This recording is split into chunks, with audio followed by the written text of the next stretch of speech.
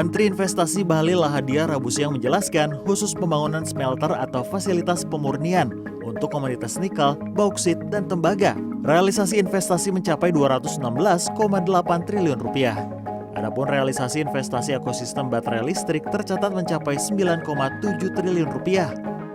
Bahan baku daripada baterai itu ada 4. Nikel, kemudian kobalt, kemudian litium, dan mangan.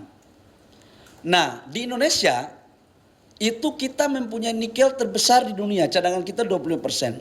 Dan untuk bahan bakunya itu 80% adalah nikel. Dan itulah kenapa kita ingin mengatakan bahwa nikel ini sebagai pintu masuk untuk selain menciptakan nilai tambah kepada pertumbuhan ekonomi kita, menciptakan lapangan pekerjaan berkualitas dengan upah yang cukup, tapi ini juga ada nilai bargaining positioning Indonesia di mata dunia. Namun sayangnya capaian realisasi investasi sektor hilirisasi tahun 2023 diiringi penurunan harga nikel di pasar dunia. Sebagai informasi, harga nikel di London Metal Exchange ditutup di harga $15.831 Amerika per ton.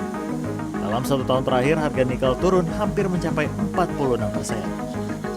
Nah, sekarang kondisinya adalah harga nikel di pasar internasional itu anjlok, turun 45% secara tahunan, dan oversupply dari hasil hilirisasi investasi asing terutama dari Tiongkok atau Tiongkok masuknya lewat Singapura, ini dalam beberapa tahun terakhir ternyata tidak berkelanjutan. Logam dasar, barang logam, dan berbagai dan pertambangan.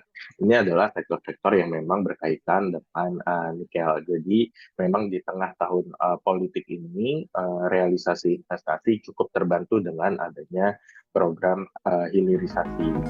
Hilirisasi terutama nikel menjadi topik hangat dalam debat Capres-Cawapres pekan lalu.